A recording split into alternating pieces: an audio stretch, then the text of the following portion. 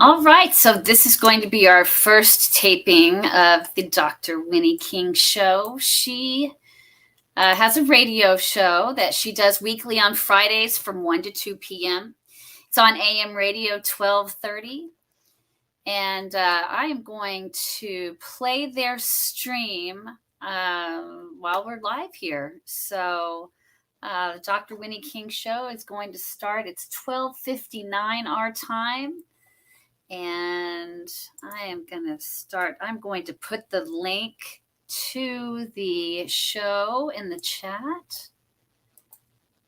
Here we go. All right. Let's see what's going on KCOH. Oh, summer day. Yes, we're finally getting some rain today. Thank goodness. Oof. Oh, it's been nerve-wracking having no rain, but finally some storms came through, and the plants are going to be happy, and I am looking forward to hearing Winnie's show today. Dr. King always has great advice. I love listening with my husband, and then we talk about it later. I'm also a patient, and I am thrilled with BioT. I've had 3 pellets inserted now, and just so happy with the results. Great start. It's rocking this afternoon. I've had a good afternoon to you. Of course, on Friday, it means nothing to say I'm Paris because people are going, okay, yeah, get us to the top, right? So, I have heard your passion cry, and I did you one better. You're asking me about taking you to the doctor. Well, I'm going to bring the doctor to you in just a few moments, right here on 1230. Good afternoon. KCOH Houston, Legacy, Civics, and Soul. Love this station. 1230 The Source. Hi, everyone. I'm Dr. Winnie King, and I want to invite you to my show, the Dr. Winnie King Show, every Friday from 1 to 2 p.m. We're going to talk about everything that has to do with your health and Everything. wellness on 1230 KCOH The Source. All right, it's here. It's time. It's time, ladies and gentlemen.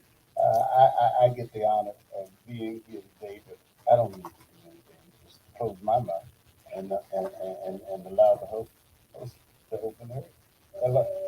Yeah, I'm Dr. Winnie King, and you are listening to the Dr. Winnie King Show. And I hope you're in a place that's safe. This weather is kind of nutty today. It's kind of gray and rainy and cool at sometimes, and then hot at other times, and definitely humid.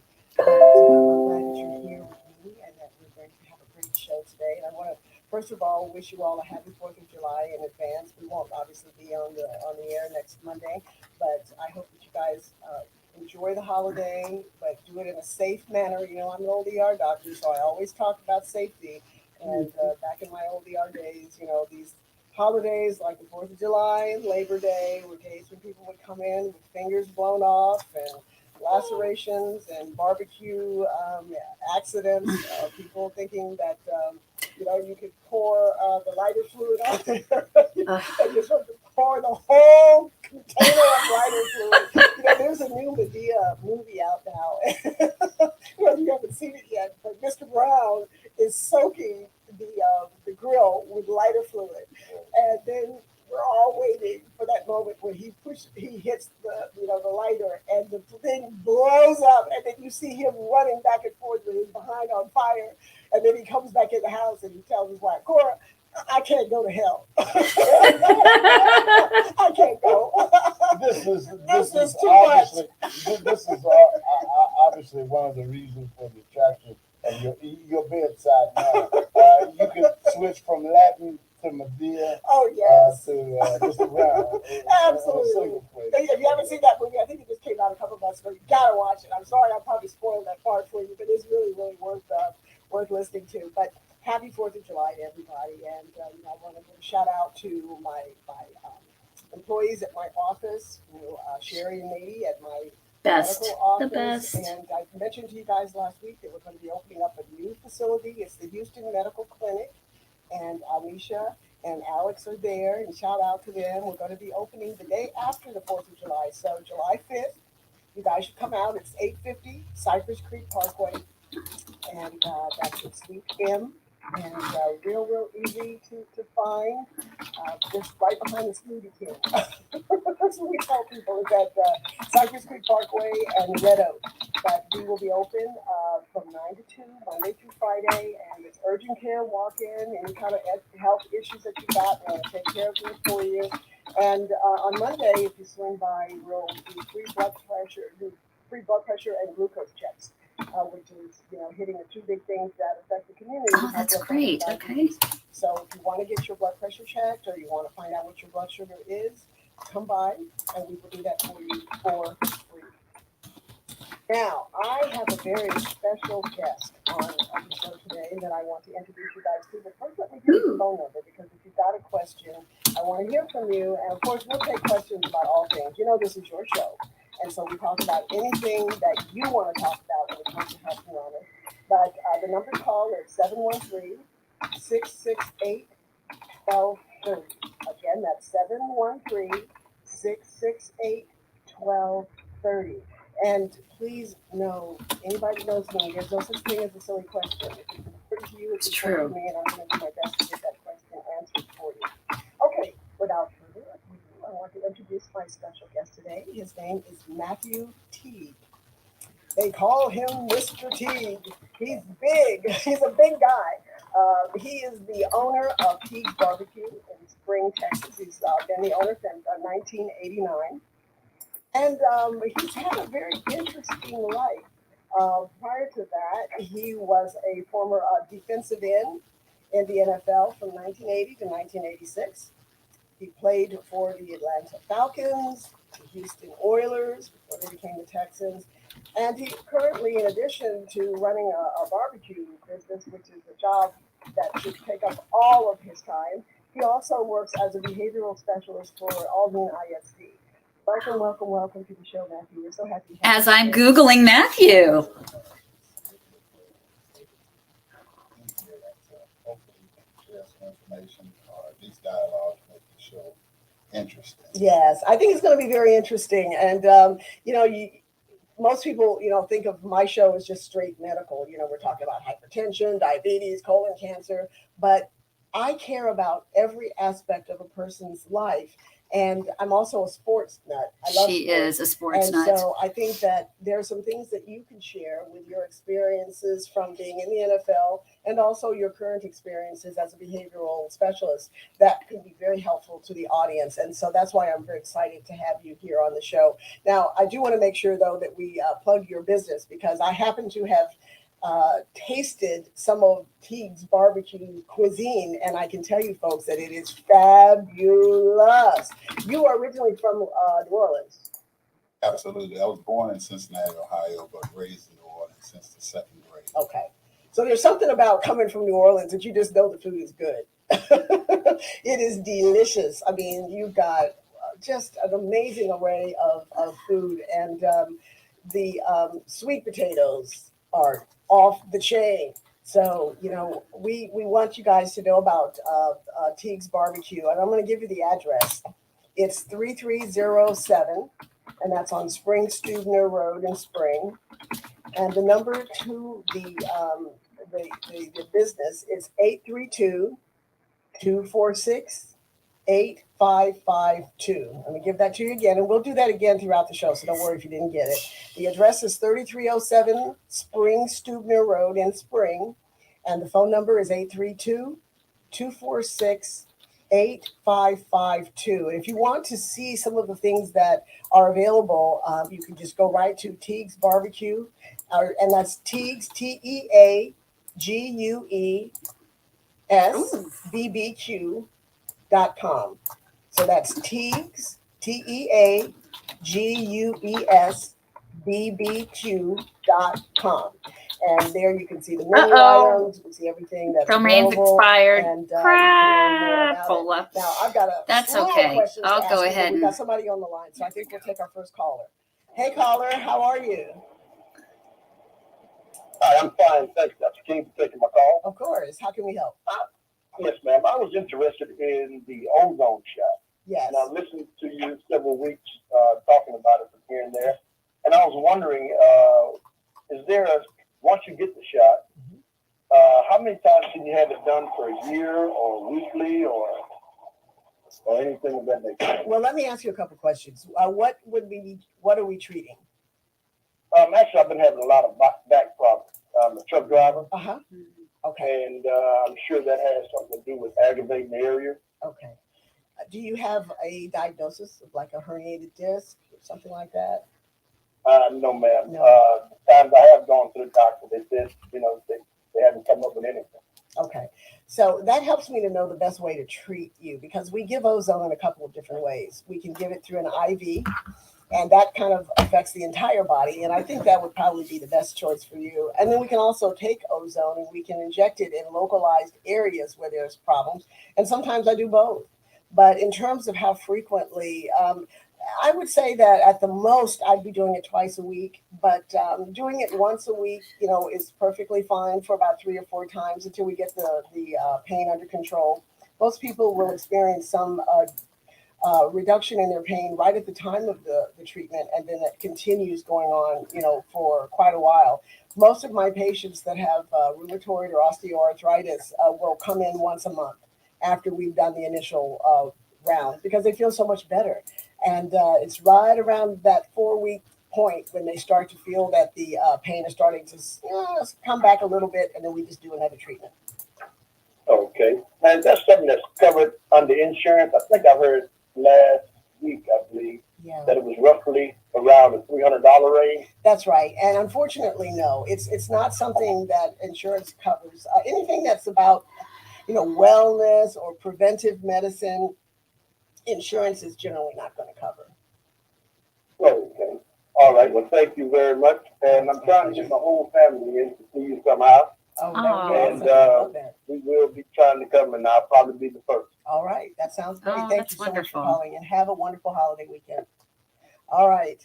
So now let's talk a bit about I'm just fascinated by your career in the NFL. I just think that's so amazing. And I mean, folks, you're not here. You don't see him like I do. He's big. Okay. You know that he did something when he was in his day that he's just a big person. But a lot of parents have dreams for their children having a professional athletic career. And this often starts pretty early, and they just envision that their child is going to be an NFL, quarterback, or it's going to be a pitcher in the in the major leagues. What are the things that parents need to know when it comes to giving advice and guiding their children toward a path of professional sports? Well, first and foremost is going to be the educational piece. There are a lot of different steps that you have to go through in order to make it to the NFL. Now they're requiring that you complete 3 years of college and be a graduating senior in order to be able to be eligible for the draft. Now, in that case, that means you've got to complete your schooling, including secondary. You've got to go to college. And in doing that, you've got to make the grades. No one is interested in an athlete, regardless of how good that athlete may be, if he's not able to have the grades to move further. So the first thing that scouts ask about when they come by, I worked at a high school and I coached for a number of years. I coached in 4 All-Star games, some stellar athletes that I was able to work with, and I'm appreciative of that. But the first thing they ask is how the grades. The second thing they ask is what kind of individual is this young man?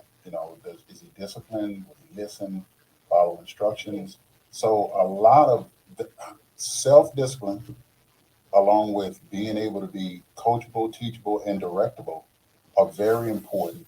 But first and foremost, you've got to look at the grades because you can't go further without that. That's such an important point to make because I think that a lot of young kids are, of the mindset, my talent will carry me through, that I'm just so good, I'm so fast, I'm so quick, I could catch the ball like this, I could throw the ball like that it doesn't really matter how well I do in school. And you're saying that is not the case. There is a graveyard full of very talented people who were not able to academically be successful, who never made it. Absolutely. And it's a shame because there are some talented kids out there, but before the scouts come, they know what you can do athletically. They watch film on you. So before they pursue it any further, they need the basics about you.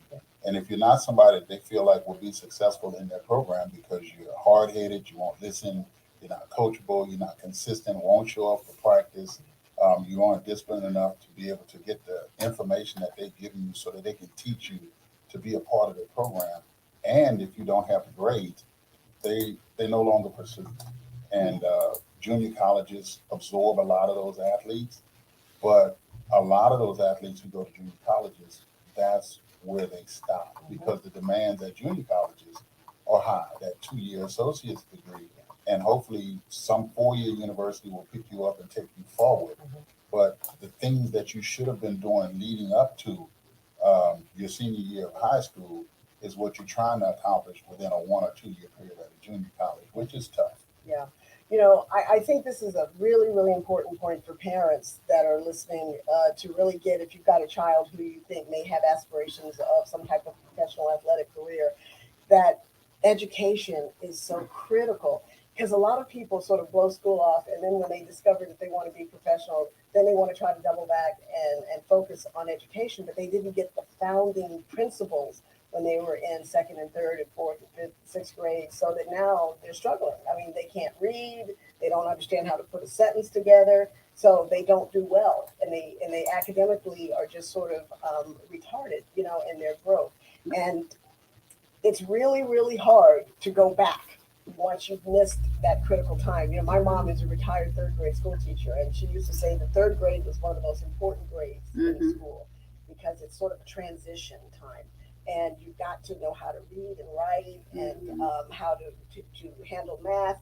And if you don't get third grade and you end up having to repeat it over and over again, you tend to not do very well down the road. You're always sort of behind the eight ball.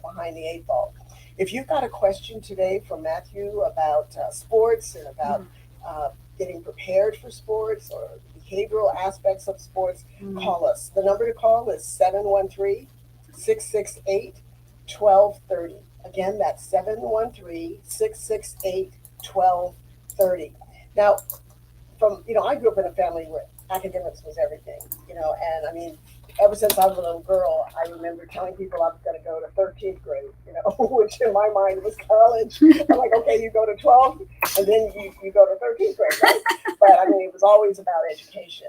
And so it felt very natural, for me to do that.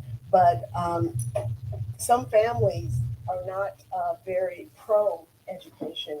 The parents didn't go to school. And so, the kids are looking at the parents and they're like, well, hey, you didn't go to college. Why do I need to go to college? I'm just talented. I've just got these skills. And, I'm going to buy my mama a big house, when I get in the NFL. And I'm going to buy you a car and I'm going to, do all those things. Beyond the, okay, you need to have a college degree. That's really important. What can you speak to what education does for a person's emotional development and how important that is being a professional athlete with all of the pressures and things that are put on an athlete? Definitely. Number one, learning to be a member of a team and to learn your part of it so that you can participate effectively, knowing why what you're doing is important to the grand scheme of things, that's really important. Teaching discipline, I have to stress this, to your child is paramount because if they can't be disciplined at the home and listen there, when they go other places, they're going to take that personality or that characteristic with them, and they're probably going to conduct themselves in the same way away from the house. Yeah. So it's difficult to correct that kind of thing, but one of the things that does happen when a child is being educated, actively participating in the educational process, is they learn to communicate effectively. They learn to become critical thinkers. They learn to pay attention and to note things that are necessary to regurgitate when it's time for them to be tested. And when they move forward into, if a person is fortunate enough to move forward into college first or into the pros second, that's going to be very important. I mean, you've got, they used to give you a thick playbook. Now they give you a computer. And there's so much information in it. You're going to be lectured, talked to, you're going to be expected to go and study and to learn information. And when you come back, not only do you need to have it in your head, but you also need to have that information available for when you hear certain things on the field. You can actually get into motion and perform what you've read and studied. Yeah. And if you don't, there are lots of guys around who are interested in getting your job. Oh, And the yes. more mistakes you make, Mhm. the more it becomes possible for them to take your job. that job. Yeah, and it is a very nice job. Those guys make a whole bunch of money. I wish I could figure out a way to put a uniform on and make a little bit of cash. Okay, we've got a caller on the line. Let's take our next call. Hi, caller. How are you? Hey, Dr. King, and I'd like to say good afternoon to Matthew Keys. I remember meeting him when I was a freshman at Prairie View, and I was about 6'1", 215, and I thought I was the man till I seen him 3, 280, 270. But two quick questions to Brother Keys. Okay, I've never been to your barbecue place. I always tend to go to another two black-owned type of place. But has your barbecue place ever been on that show, the Texas Bucket List? No. With that Sean? Okay. No, we have not. Okay. What is Okay, that show about? Is that just a place for people, a destination place for barbecue? No. It's this guy that go to different places all over Texas. And try. Well, he should. That's for sure. Yeah. Named Sean McCullough, but if they say once you get on his show, you know you're gonna make a big time. Well, we're gonna have to make that happen. Yeah, and then my second question to Matthew is, okay, when you was at Prairie View, I looked at you like a god, man. I mean, you was a great athlete, and I remember when you got drafted, by the Falcons. But do you kind of wish that you'd have came out a little later on, like in the 90s or the 2000s, because the money that these guys making now, man, it's ridiculous. Do you think, how much you think you'd have been worth? And I'll hang up and listen. Thank you so much. That's a very interesting question. I have no idea at this point what I would have been worth. I can say this, that going into your third year in the NFL, I believe the least you can be paid is $750,000 a season. Now, we say a year, but we're talking about 16 weeks. If you break that up into 16 payments, that's what you're making on a weekly basis.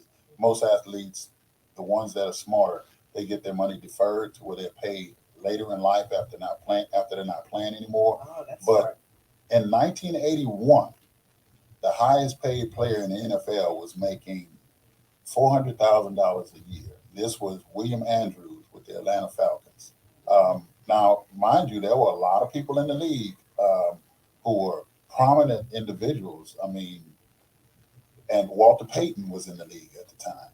And William Andrews was the highest paid player in the NFL. So it has gotten substantially better as far as the pay is concerned. And yeah, for the money's sake, I would have liked to have been involved in the NFL during these times. But there's so much that's going on now, and the players are under such a microscope until it was a lot easier to play on a professional level back then. We weren't scrutinized or harassed by the fans or any of that kind of stuff back during those times. And we could actually, no, I don't want you to take this wrong, but we could actually fight each other and not be written about in the newspaper as being bad apples because there was a lot of that went on. It's a very violent game. There are a lot of stressors that are involved in playing the game, and you can double that in practice. So there are some struggles that go on that others may say, "Oh, he's brutal." Well, that's the kind of sport it is. Yeah, it's controlled aggression, and so you have to be like a maniac on the field, and then once they blow the whistle, game is over. Now you go back to being Passive. That's kind of hard, isn't it? Well, after a while, it becomes routine. Yeah, to turn it on and turn it off. To turn it on and turn it off. You got a step to hit this guy, and if you're more than one step away from him, pull up and veer off to the left or to the right. Don't get him. Yeah. But now they're controlling the way that guys are making contact, and I think some of the ways that they're saying that these guys have to make contact with each other is causing sometimes injuries Mhm. because it's you're moving so fast. These guys are so fast and so strong until it's really difficult when you see a guy make a move that's going to put you in an illegal position on him when you hit him. It's really difficult to alter that. Right. You're already going that way. Right. Okay, listen, if you've got a question for our NFL player here, our ex NFL player, please give us a call. The number to call is 713-668-1230. Again, that's 713-668-1230. You know, Matt, it seems like almost every year you hear about something going on with a player, whether it's while he's active or once he's retired, where he gets in trouble. You know, he gets in trouble on the field, off the field. You know, domestic violence is something we hear a lot about. Guys beating up their girlfriends, or some baby mama showing up and causing a scene. You know, and doing all kinds of crazy stuff at the station. You know, baby needs shoes, and or he's filed for bankruptcy. You know, and it's hard for those of us out there in the real world to understand how you can make $1 million a year and then be bankrupt after just a year or two out of the NFL. What's going on where you see this? And I hate to say it, but it seems to be disproportionately more common in African American players. Am I wrong about that? Well, I wouldn't say that you're wrong about it. I haven't considered non-African American players versus African American players who have had difficulties financially, but I'm sure that that's not restricted to just the African American players, but there are a lot more African American players in the NFL. Right, and you hear now. More about it too. Right. Sometimes it's just a simple mismanagement. When you enter the NFL, you don't see that coming to an end. You can't see your career ending in 2 or 3 years. You're thinking you're going to play 10, 15 years. Yeah, like so, you're going to be Tom Brady, right? Absolutely. You know? So the money that you're making, you think that you're going to continue to make that money. So sometimes it causes players to think that they can frivolously just go through their resources because they'll make some more money next year. Right. And when that battle ensues or injury occurs or something that stops you from being able to play, then you're no longer that guy making that paycheck. Right. So but the NFL is good at helping the rookies who come into the league. They do give them counseling. They're mentored. And if the player that's coming into the league listens and adheres to the information that they're receiving, then what will happen is they'll be smart about the way they handle their money and the way they handle their associations. Well, and that's another thing, you know, I mean, you all think about Michael Vick, you know, and it's like the people that you're around, the choices that you make can sometimes have a terrible impact on your career. And, you know, I guess what I'm wondering is, as someone who's been down that road, if you had a child who you felt had the ability to be a professional athlete at some point down the road, what are the kinds of things that you would instill in that child? How would you raise that child? Would it be, would you make them come home every day after school and get the homework right away and no parties, no going out? How do you raise a child when you know that they're gifted and that they have the ability to be special down the road? The same way you would raise a child who isn't gifted and doesn't have the opportunity to be special down the road as far as athletics is concerned. When they come home, my son, for instance, my daughter was automatic. You had to get her to stop studying. Yeah. Okay. But my son, no video games during the week, no TV. You come home, you get a snack, get something to eat, and then you go and you engage in your homework. We're coming to check the homework afterwards to make sure that it's right. And we're going to talk about those things that you may not get right. If we couldn't do it, then we would solicit the help of a relative who was in school, a young relative who was going through their coursework in college or something. But you've got to have lines that are drawn in the sand for your children so that they can understand what routine is required of them. If you don't give them a routine, then they're apt to do whatever they want to do, And what they want to do is going to be something that's interesting to them and fun. Mhm. And that's, it's a shame that school is not interesting and fun, but Well, I don't know now. I thought school was fabulous. I love school, yeah, but I'm okay. weird. I love school. I didn't want to leave. I wish I could go back right now, but I know what you're saying. Yeah, when I was in school, I didn't want to do math. I didn't want to learn history. I didn't want to, but it was necessary in order for me to Right. work towards graduating. And once I did, it became more important, that foundation. And I found even though I was doing somewhat what I was supposed to do, I was behind when I made it to college, and I really had to hustle to catch up. Absolutely. Yeah. Well, I'm so glad that you're making this point, and I hope parents out there that you're really listening. If you've got a child that you're trying to raise up into a grown up, that it's not easy. Your child is not to be your friend, and to be your child. Friendship comes later down the road, but a lot of parents want to be friends with their kids. And it's hard to tell your friend to go do their homework. It's hard to tell your friend, no, you can't watch that video game. How are you going to tell your friend that? So there's a book by James Dobson that I think would be awesome for parents to pick up. It's called "Parenting Isn't for Cowards," and it's a great book because it really speaks to the discipline that parents need to have within themselves, so that they can then instill that discipline into their kids. And that just I wanted to use that as a transition point for our conversation because of your work as a behavioral specialist. You deal with this, within the school system, and parents often are just, they're just so glad to see their kids go home, go to school. It's like, oh, okay, well, you do what you do, and I'll see you later today when you're back. And they'll just make you into a grown up, and they'll just teach you everything that you need to learn. And I'm going to ask you a question, but we do have somebody on the line, so let's take our caller. Hi, caller. How are you? I'm in you. I'm great, thank you. What's your question? Yeah, here's my question. After you finish high school and you go to college, even if you have the potential to go pro after college, the college education needed? Okay, that's a good question. She was asking if you have a child who has the skills, to be a talented athlete, and they have the intelligence. Do they still need to go to college? I think it's more of a prerequisite now that a lot of people are asking for, a lot of companies are asking for is a college degree. But if you are going to college as an athlete, your trade-off is that education for the talent that you bring to that sport that you're playing.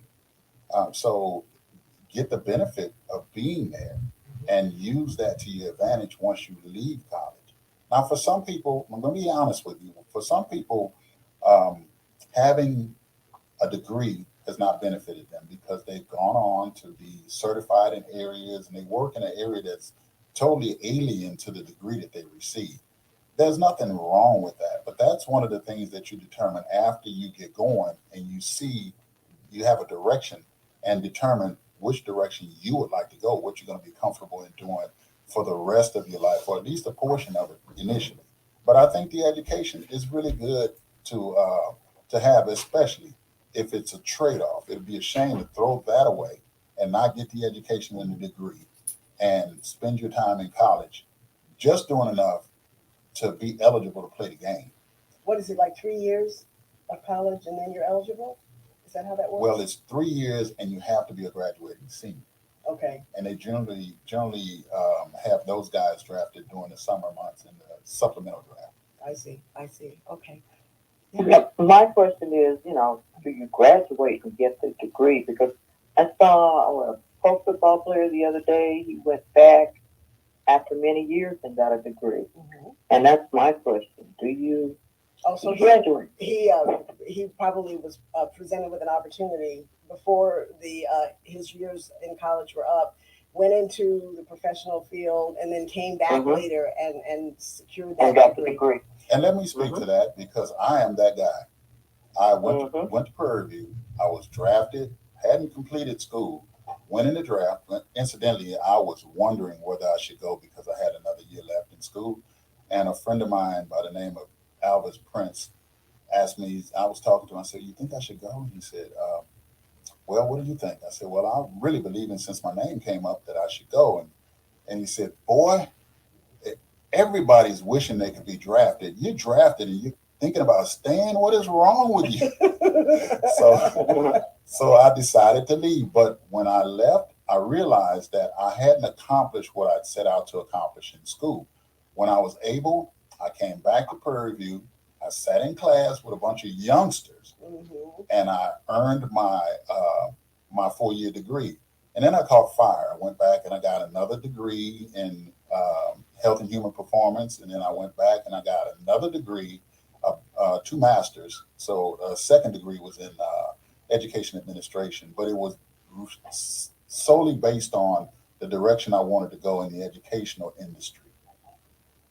Yeah, you know, some people, you know, are able to come back, you know, and get that degree, and some find that they're not able to. You know, I mean, too much has been lost, and they're just not able to really do it. Paris, you have a question? Incidentally, I think Jerome Bettis was one of those persons. Yeah, that's too. who it was. Oh, That's okay. who it was. Yeah, Jerome Bettis. Yeah. Okay. So I wanted to. I'm sorry. Caller, were you through? Yeah, well, I was just going to say, you got a lot more life after the sport, and you probably don't have that much money to extend that life. So you live to your 80s, Right. you know. Yes. That's a lot more years than you do money. Well, You that's look at very it, true. yeah. That's very true. For those people who are out there, let me tell you this: there was no feeling like walking across that stage and getting my diploma the first time. There was no feeling like it. And I encourage any of you who are interested in having a college degree, experience it, please. And you know, college education takes your mind to another level. You know, and it's one of those things that unless you have it, you don't know what you're missing. You know, It's about a quality of life. it's a quality of life. It's opening up your brain, you know, learning new things, seeing the world in a more global way. And that's what education does for you. You know, it just broadens your horizons, gives you a perspective on life, on the world that you would ordinarily not have if you weren't getting that higher education. You know, it's you, and you don't know that you don't know. And so all you have is just a little world that you're living in, and you think that's all there is.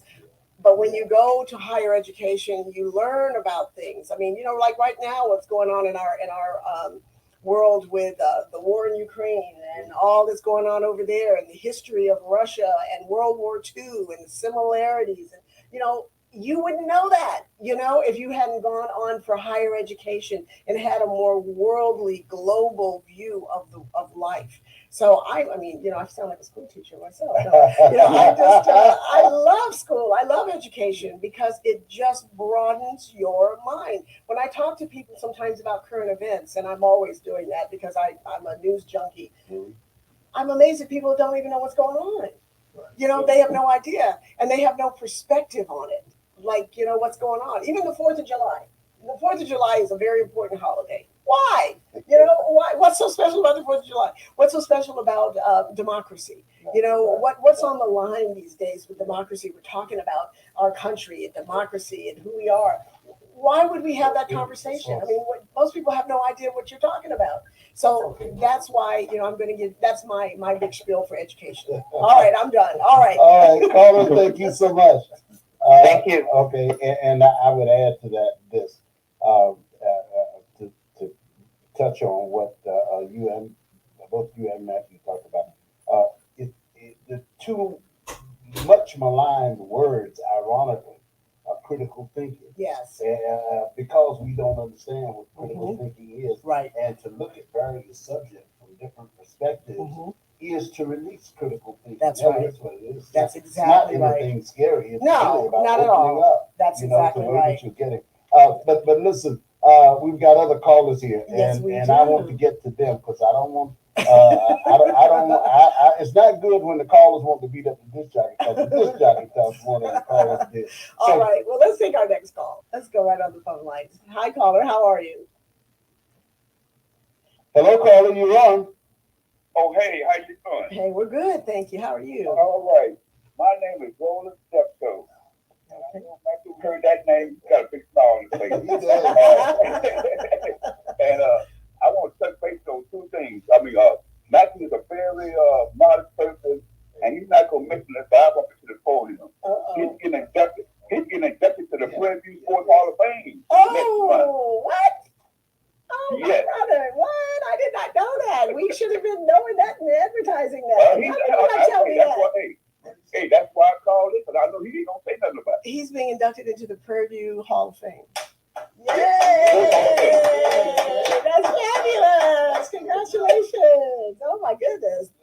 Yeah, that's next month. Now, how do you know Matthew? I'm from Prairie View. Oh, I'm okay. a baseball player. Yeah, I'm an athlete from Prairie View. So he came. Well, I'm older than him, so he came a little later than in my time.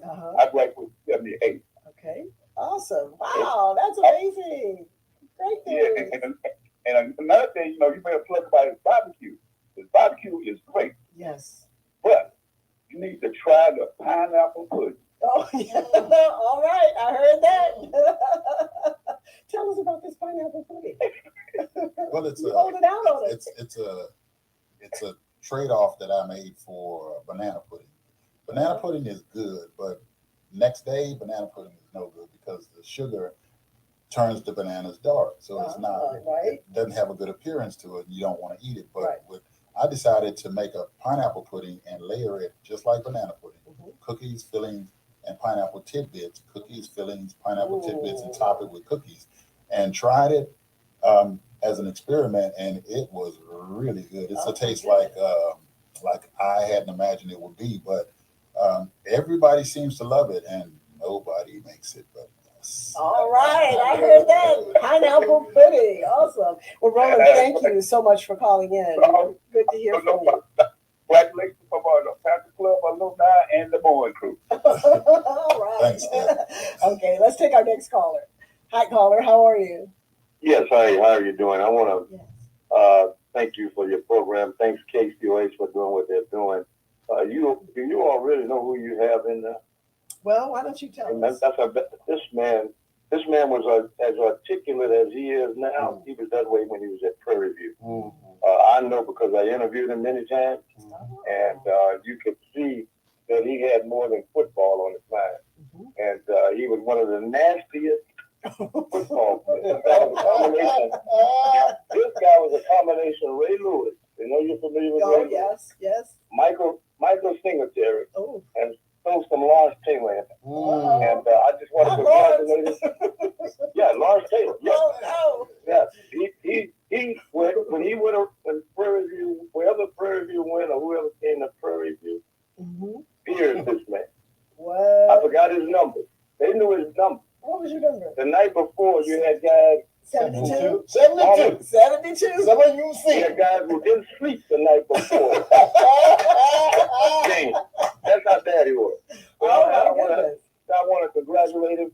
I've been trying to catch up with him, but we've both been busy missing each other.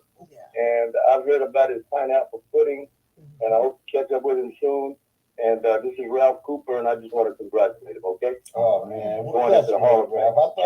He He should have been there years ago. Oh, that's good. That's good. That's awesome. That is awesome. Yeah.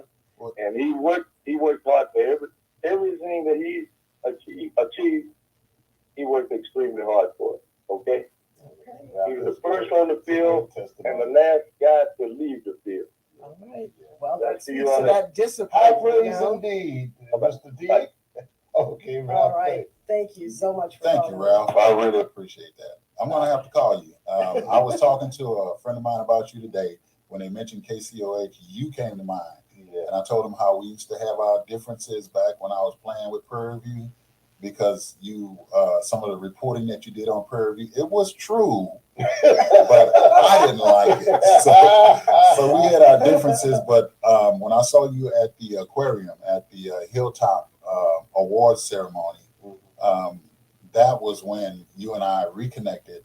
And it was really wonderful to see you, because it's good to see people alive and doing well today. Thank you very much. Okay.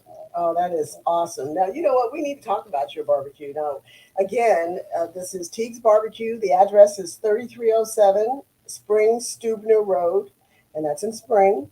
And the phone number to call is 832-246-8552. Again, that's 246-8552. And if you want to just check it out online, it's teagsbarbecue.com. And let me spell that, TEAGUESBBQ.com. Okay, and you can see all of the food that he sells and learn all about that pineapple pudding. Now, you guys are going to be open on the 4th, right? Yes, we've got adjusted hours on the 4th. We're going to be open from 11 until 5. 11 to 5, okay. And any special deals on the 4th? Of course, anyone who comes by and mentions the Dr. Winnie King show gets a 10% discount. We're also adding a slab of ribs to any value pack 2, 3, 4, or 5 that you order. We're giving you a slab of ribs along with it. That sounds delicious. Okay, Yeah. so I'm going to have to go and mention my own show and get some. That is awesome. I'm telling you, and I am a cook. I love to cook. I am a cook from way back. My parents are from Alabama. Okay, and I'm a Southern cook. But I'm going to tell you, his food is really good. Yeah. I have to give it to him, and that's hard for me. Okay, because I don't give it up to most people. I'm like, yes, okay, can add a little salt here, But no, his food is fabulous. Oh, that's good. So again, mention that special again for the 4th of July. That's 10% off if you mention the Dr. Winnie King show. And also if you order a value pack 2, 3, 4, or 5. And in the value pack comes pounds of meat. You get beef, sausage, potato salad, coleslaw, and baked beans, along with your barbecue sauce, pickles, onions, jalapenos, and we have different sizes. So if you're interested in feeding 10 people, you'll get one size.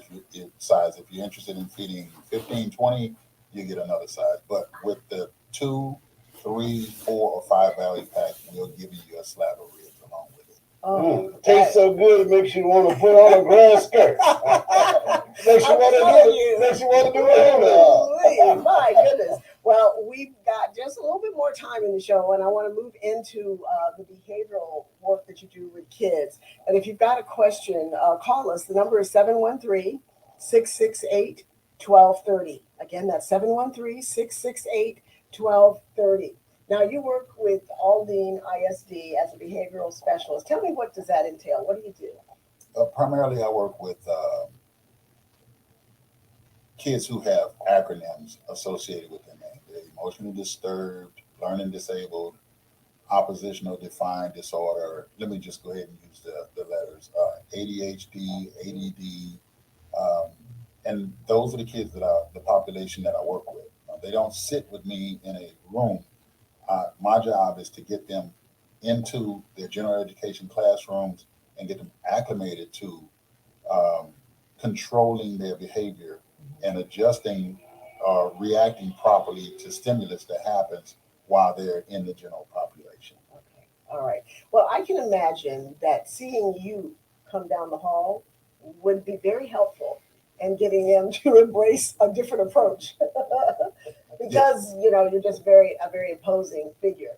But what do you do for these kids? You've got a kid that's got ADHD, out of control in the classroom, disruptive, unable to sit down and pay attention, causing mayhem in the classroom.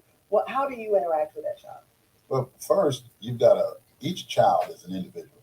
So it's difficult to blanket an individual and say that person is just like the other 50 that you dealt with. So what I do is learn the characteristics of each individual child. But I do that from a personal perspective, and I find out whether or not they're able to control themselves in certain settings. If a kid can go to court and the judge says sit down and he sits down, it's amazing how it's a compliant choice. He is. If a kid is in a different situation that's really important to them and they're instructed to do something and they're able to do it, they're not doing it in class, not because they don't have the ability to do it, but because they choose not to, because the consequence, good or bad, is not something that they're afraid of dealing with. So Florence Cook is my mom. Okay, she's 86.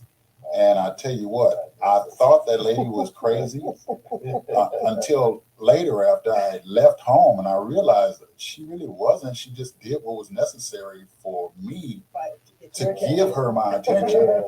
So what happens is I'm the angry uncle for these kids. I'm not happy when they act out, and I let them know in no uncertain terms. I don't put my hands on them or anything, but I do fuss at them.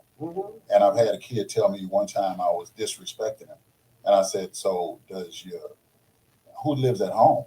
Is your father there? Is your mother there?" And so he had a mother there and grandma. I said, "Do they fuss at you?" And he said, "Yeah." I said, "Do they yell at you?" He said, "Yeah." I said, "Do they get angry when you misbehave?" He said, "Yeah." I said, "Do they love you?" And he said, "Yeah, they love you." So I yelled at him. I said, "So I love you." and I established a personal relationship with them to where they can come to me and we can talk about whatever. It's a place of refuge, but I don't excuse their behavior. I make sure that they're accountable for what they're doing, because we're fastly moving them into a society that's not going to accept or tolerate the behavior that they're displaying in an educational setting. They're going to be adults and they're going to be fully accountable. And I want to help them be able to step into that world. Well, how do you help kids surpass their disabilities? Because you're just spending a very specific period of time with them. Usually precipitated by bad behavior, but they spend time at home with their family. They spend out in the street with their friends. How do you coordinate this with their parents? How do you institute something that's going to have a lasting effect? Well, actually, it's up to the individual to absorb and ingest and give back through their actions the things that they've learned while they're with me. I do social skills, and my social skills are basically associated with the behavior that child is involved in. So once they display certain behaviors, I take them with me. We spend some quiet time together. I let them listen to some music. I love blues, so these kids All right. they get a heavy dose of blues, and then we cut the music and we sit and we talk about a situation. We talk about what they wanted out of it, because usually there's an objective that the child has that they want to accomplish, but the way that they're going about it doesn't give them the desired result. So once I find out what they wanted, I start to explore how else could you have gone about doing? Could you have done this? Did you think about this? And then after we finish that, what I do is I go into a social skills lesson that's kind of formal and have them write a little bit. And if they can't write, then we simply talk. And it seems to be beneficial in helping them.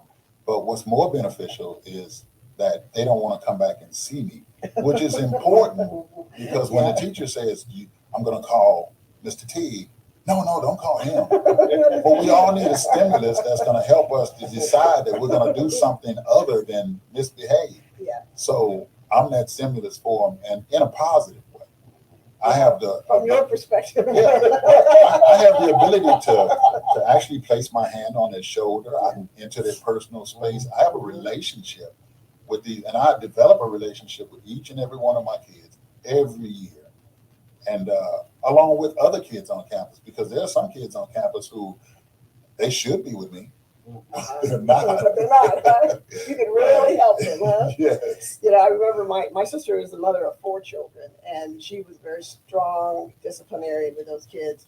And I remember we were out somewhere at a restaurant, and this little boy was attacking his mother, and she literally was covered up, like he was in a boxing ring, and the boy was just punching him. My sister started hyperventilating because she wanted to grab that boy so bad, and she couldn't. It wasn't a child, right? So she said, "Listen, we gotta go.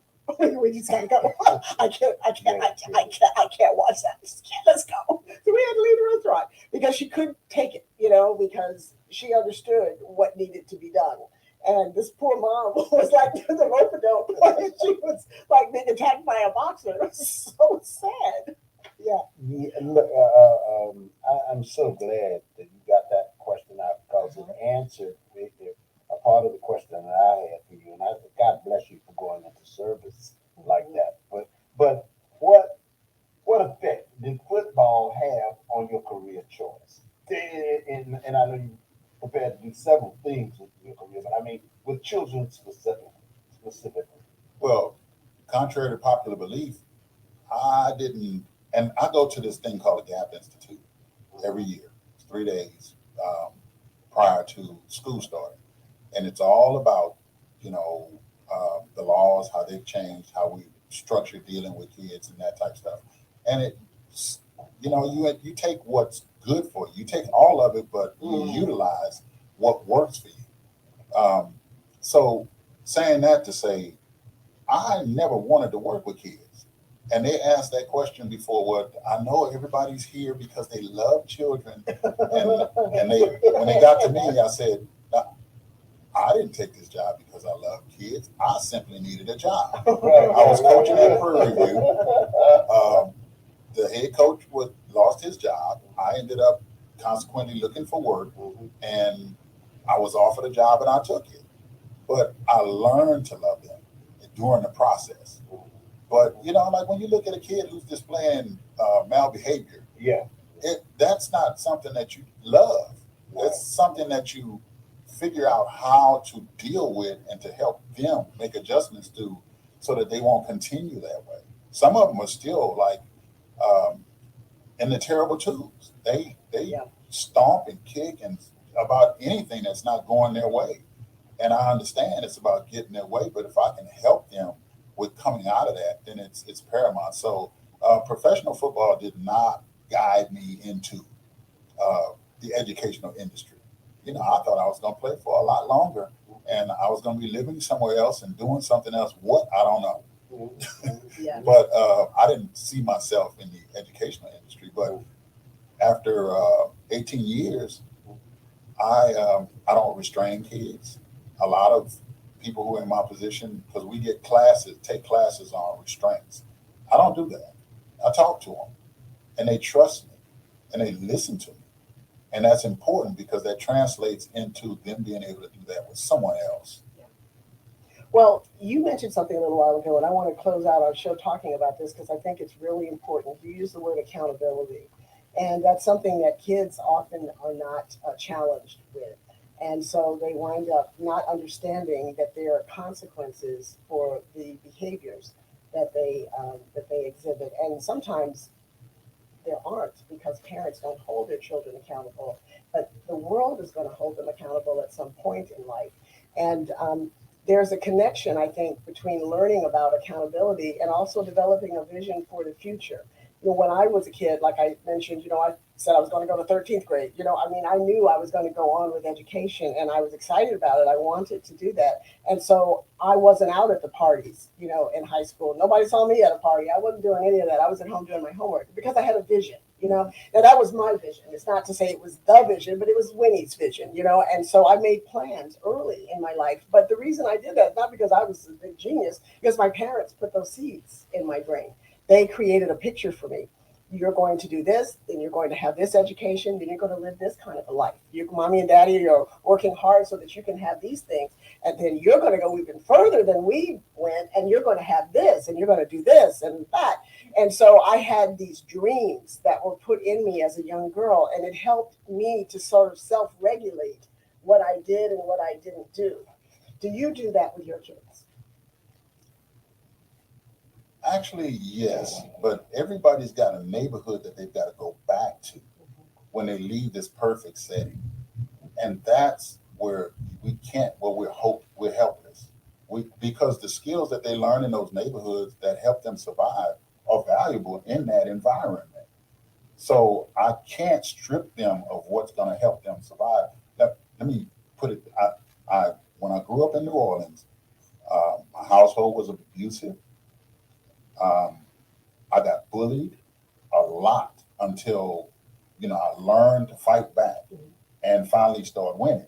And then people left me alone after that. And I wasn't always this big guy. They called me Slim when I was in high school. But saying that to say that there were certain things that I've had to go through that were adverse in my life that caused me to develop as an individual, but being able to go through them successfully and overcome them made a big difference. It really made a big difference. So I don't think that an individual is who they are and they stay that way. We see every day in people that we observe how we want to be and how we don't want to be. My encouragement to anyone who may be listening is to pull those good characteristics from a person who may be 90% good or 90% bad.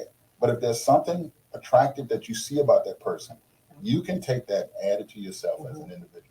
And I really think that it's the parents and the strong adult figures in a child's life that are so critical in teaching accountability by also displaying that themselves. You know, if your mom and dad is out in the street partying and they're not home, they can't tell you not to go out in the street and party and not be, it doesn't work like that. They're smoking dope. They can't tell you not to smoke dope. I mean, it just doesn't work like that. And then they're the ones that can start putting those seeds of the future. This is what, you can have. This is what you can do. And, I was watching Netflix is one of my favorite places to go for sports things, and I was watching a video about Stephon Marbury, and he was talking to a young boy in a barbershop, and the little boy was getting his hair cut, and he said, you could be an NBA player. And the little boy's like, yeah. And then he stopped and he said, you know what? You could be the president of the United States. Has anybody ever told you that? And the boy just paused and he said, no, nobody's ever said that to me. I said, exactly right. Start putting dreams into children, Absolutely. And I understand the whole bullying thing. When I was in middle school, I was bullied, but then I would tell those girls, spell bully. They couldn't, so then they left me alone. But, it's, of course, I couldn't beat them up, okay? So I came back from a mental standpoint. You can say, no, it's not D-U-L-L-I-E. No. We all have our tools, okay? We all have our tools. There you go, right? Well, I can't believe this hour is up. It's gone by so fast. I want to thank all of you guys that called in with your questions, all of you that were listening. And I want to thank my very special guest, Matthew Teague, for being here on the show and sharing his vast experiences with being in the NFL and being a restaurant owner and being a behavioral specialist.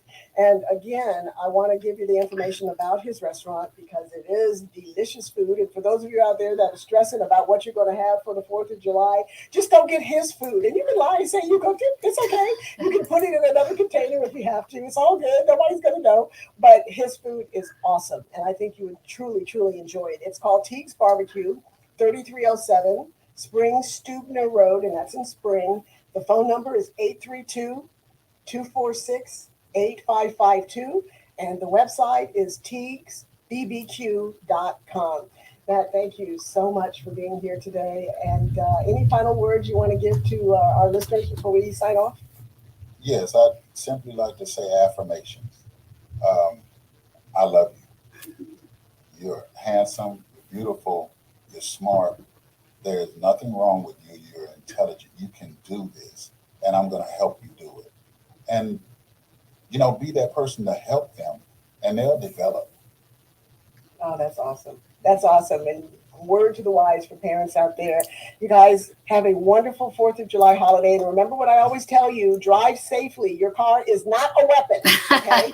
Just go from A to B, arrive alive, be safe, and we'll see you next time, you guys. Take care. Bye-bye.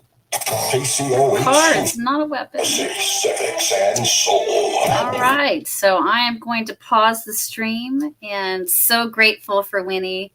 And this was our first time to try this out. And hopefully we can get some good clips out of it and use it for the future. Bye-bye.